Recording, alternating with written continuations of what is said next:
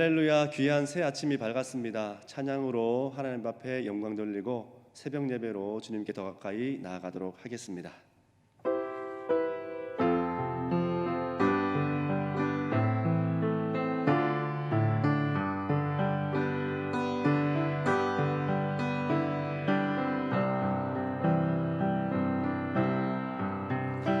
내 입술의 말과 나의 마음의 묵상이 주께 연락되길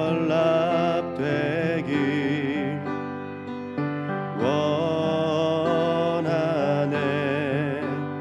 내 입술의 말과 나의 마음의 묵상이 주께 연락되기 원하네. 내 반석 나의 구원자 나의 노래할 이유 주님 눈에 축복되길 원하네. 모든 순간순간마다 주의 종 되기 원해. 주님 눈에 축복되기 원하네. 내 반석 나의 구원자 나의 노래할 이유 주님 눈에 축복되길 원하네. 모든 순간순간마다 주의 종 되기 원해. 주님 눈에 축복되기 원하네.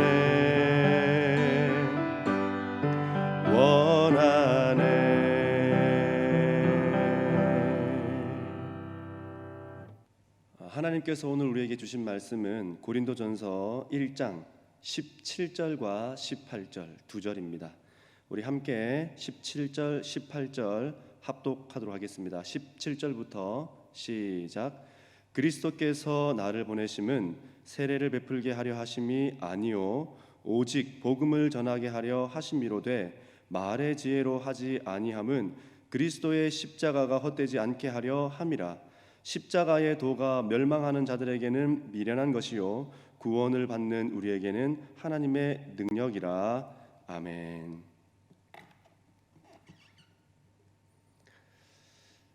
교회 안에 생긴 내적 갈등의 문제, 이것은 쉽사리 사그라들지 않고 각 사람의 마음에는 나라고 하는 기준, 그리고 내가 가지고 있는 그 생각의 옳음이라고 하는 이기주의로 지금 발전해 나가고 있는 모습을 우리는 볼 수 있습니다. 사람은 자신이 좋아하는 사람에게 기울게 되어 있는 겁니다. 그리고 한 번이라도 내가 더 가까이 한 사람이 있다면 그 사람을 더 따르기 마련입니다. 자, 여기서 중요한 것은 예수님이 아니라는 사실이에요. 지금 이들이 하고 있는 이 모든 행위에서 가장 중요한 것은 예수님이 아니라 예수님을 위한다는 명목하에 상대방을 배척하고 밀어내고 싫어하고 있다는 겁니다. 이게 중요한 겁니다. 자, 명목과 논리 그리고 이것들에 숨겨져 있는 이것들과 함께 되어 있는 인과관계가 더해지면 그 파급력은 상상을 초월하게 됩니다. 그래서 어떤 말도 들리지 않을 뿐만 아니라 나중에는 무엇을 위해 싸우는지도 모른 채 반대되고 나와는 다르다는 이유로 극도로 미워하게 되고 또한 용서는 찾아볼 수조차 없게 된다라는 겁니다. 왜 이렇게 되었는지, 무엇 때문에 이렇게 되었는지 나중에는 그 이유조차 모른 채 그냥 막연히 싫어하게 되고 증오하게 되고 배척하게 된다는 겁니다. 자, 그래서 분쟁은 교회와 또 사람과의 관계를, 그리고 하나님과의 관계를 무너지게 하는 가장 손쉬운 방법임을 알아야 됩니다.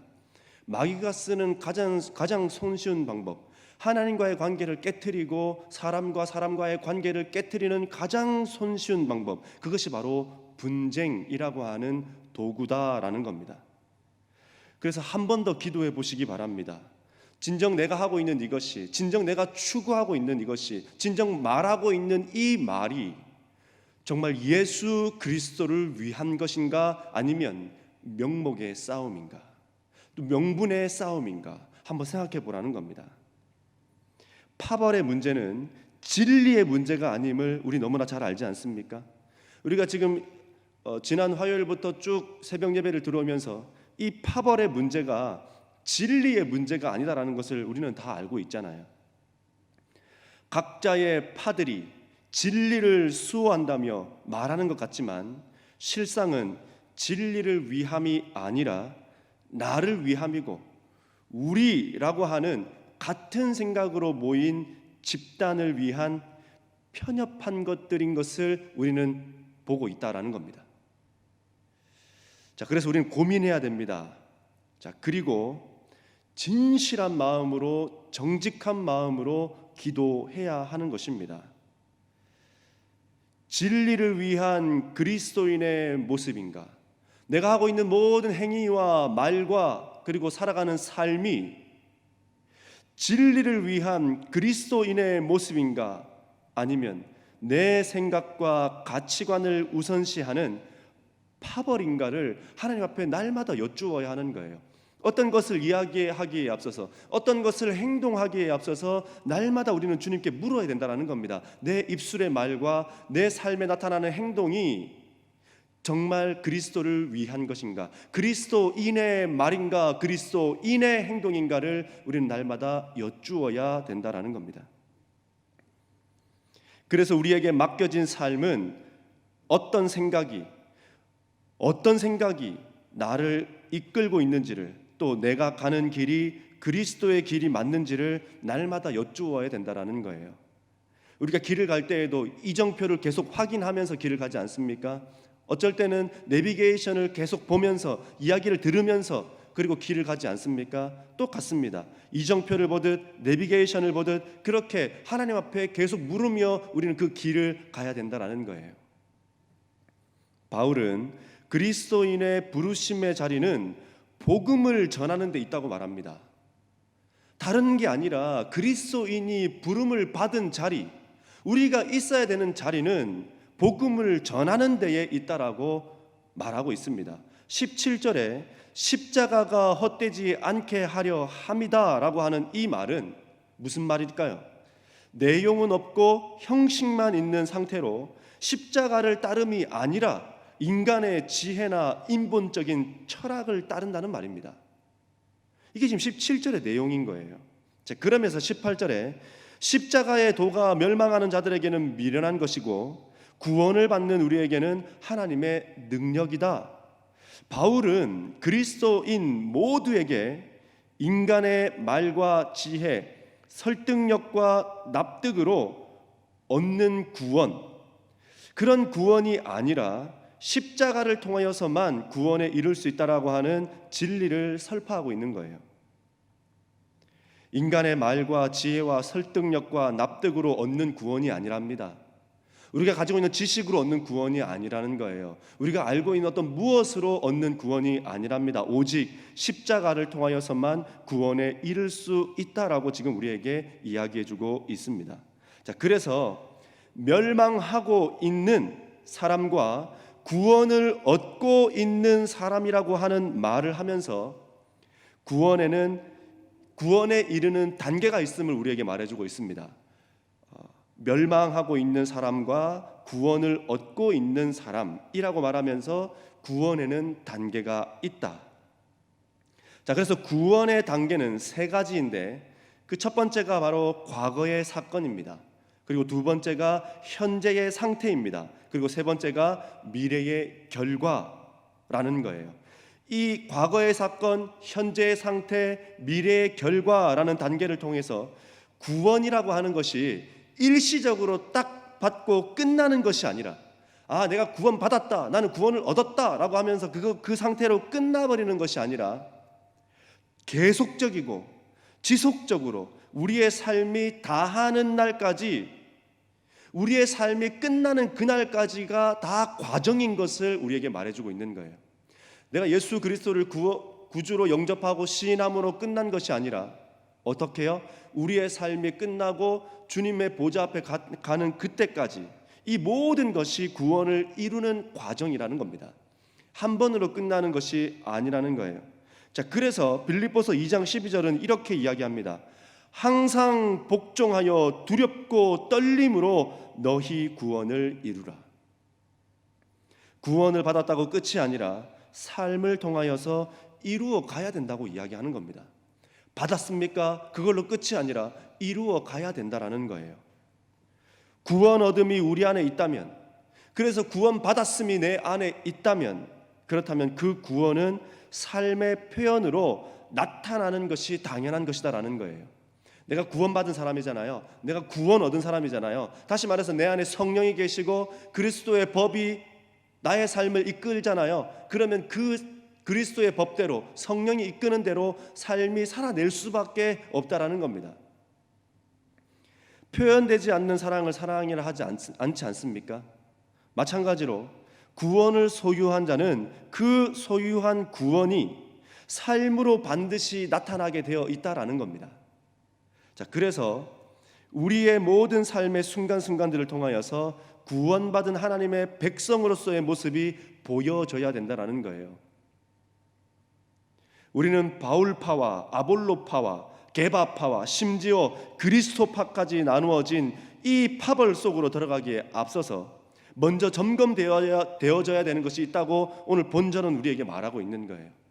먼저 우리에게 점검되어져야 되는 것, 그것은 바로 이것입니다. 그리스도인이라 함은 무엇을 말하는가? 그리스도인이다라고 하는 것은 어떤 것을 이야기하는가? 그리스도인이라는 그 이름의 뜻, 그것은 바로 이것입니다. 그리스도에게 속한 사람, 즉 그리스도의 소유로서 예수님을 믿고 구주로 고백한 예수님을 따르는 사람, 그리고 제자, 성도, 하나님의 백성을 일컫는 말입니다. 무엇이요? 그리스도인이라고 하는 말. 그리스도인이라는 이름을 처음 듣게 된 교회의 성도들이 바로 안디옥 교회의 성도들입니다. 사도행전 11장 26절이요. 안디옥에서 비로소 그리스도인이라 일컬음을 받게 되었더라. 자, 이외에도 사도행전 26장 28절과 베드로전서 4장 16절에도 그 이야기들이 나옵니다. 그리스도인이라는 이름이 비기독교인들로부터 붙여진 이름이에요. 그래서 비난과 멸시와 조롱의 이름이었습니다. 그러나 후에 그 이름은 영광의 이름이며 참으로 그리스도를 따르는 하나님의 사람으로 인정되는 이름이었다라는 거예요. 하나님의 사람에게 붙여진 이름, 그것이 바로 그리스도인이라는 바로 칭호였습니다. 자, 그런데 오늘날 그리스도인이라고 하는 그 이름은 어떻게 지금 되어졌습니까? 그리스도인이다, 하나님을 믿는 사람이다, 예수 믿는 사람이다 라고 하는 이 그리스도인이다 라고 하는 이름, 이 이름이 지금 어떻게 되었냐라는 거예요. 교회 다니는 사람 식당 오지 말라 합니다. 심지어는 이마에 표시를 하고 다니라고 합니다. 더 나아가서 우리 아이들이 이렇게 말합니다. 교회 다니는 것이 너무나 부끄럽다. 내가 교인이라고 말하는 것이, 내가 예수를 믿는 사람이라고 하는 것이 너무나 부끄럽고 창피하다 라고 말하는 시대가 되어져 버렸습니다. 우리 어른들이 그리스도인으로서 올바로 살아냈다면 다음 세대인 우리 아이들이 그리스도인이라는 이름을 부끄러워했겠냐라는 거예요. 어쩌다가 이 자랑스럽고 영광스러운 이름이 부끄럽고 감추어야 되고 수치스러운 이름이 되었냐 말입니다. 교회의 이름만 들어도 사람들은 넌 진절머리 난다며 예수의 예자도 입 밖으로 내지 말라고 말하는 때가 바로 오늘날 아닙니까? 다른 사람 볼 것도 없습니다. 나 자신을 좀 보았으면 좋겠습니다. 우리 자신을 보았으면 좋겠습니다. 나는 그리스도인으로 살고 있는지, 우리는 지금 그리스도인으로 살아내고 있는지를 말입니다. 그리고 더 나아가서 우리 아이들이 부끄러워하지 않을 행동을 우리가 하고 있는지 돌아보자는 것입니다. 어쩌다가 그리스도인이라는 이름이 이처럼 영광스러운 이름이, 예수의 사람이라는 수식어가 부끄러움의 이름이 되었냐라는 거예요. 다음 세대인 우리 아이들에게, 또 우리 후대들에게 그리스도인이라는 이름의 긍지가 될 수 있도록 우리 개인의 삶부터 힘썼으면 좋겠습니다. 우리의 입술에서 나오는 말과 나의 마음의 묵상과 삶의 행동까지도 꼼꼼히 살펴보았으면 좋겠습니다. 그리스도인의 모습인가 아닌가를. 그리고 한 번 더 생각해 보십시오. 우리 성도님들은 그리스도인으로서의 긍지가 있는가? 우리는 그리스도인으로서 사명감이 있는가? 이거 한번 생각해 보자는 겁니다. 본 회포 목사님이 말씀하신 건데요, 이렇게 말씀하였습니다. 교회는 타자를 위해 존재할 때만 진정한 교회가 된다. 각자가 교회인 우리에게, 우리 한 사람 한 사람들은 다 교회잖아요. 각자가 교회인 우리에게 타자를 위함이 무엇이 있냐라는 거예요. 오늘날 우리는 타자를 위한 어떤 행동들과 어떤 말과 어떤 마음의 묵상이 있냐라는 겁니다. 교회인 우리는 세상에 소망을 말하며 세상에 소망을 주는 그리스도인인가, 아니면 오히려 소망을 빼앗아가고 소망을 잃어버리게 하는 그리스도인인가, 아니면 그런 교회인가 생각해 보자는 겁니다. 우리 이런 말 알지 않습니까? 성경을 읽기 위해 촛대를 훔쳐서는 안 된다.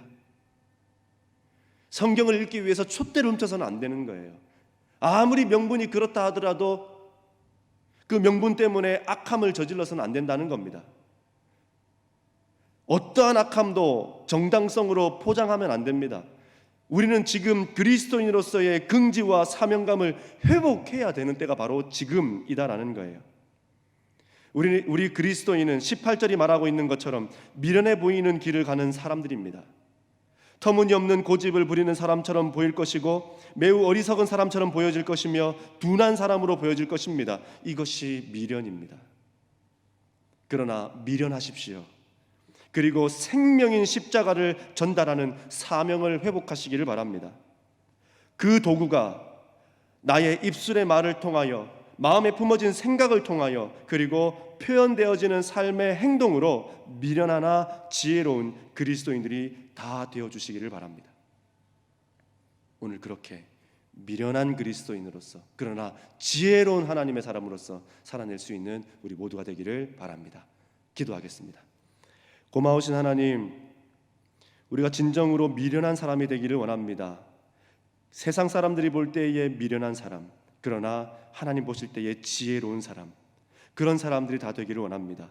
사명감을 회복하게 하여 주시고 그리스도인으로서의 긍지를 회복하게 하여 주시어서 오늘 나에게 주어진 이 하루 동안에 나의 입술에서 나오는 말과 마음에 품어지는 묵상과 또 행동으로 나오는 그 모든 삶의 행동이 하나님의 영광을 드러내는 모든 것들이 될 수 있도록 인도하여 주시옵소서. 감사함을 드리며 살아계신 예수님의 이름으로 기도드립니다. 아멘.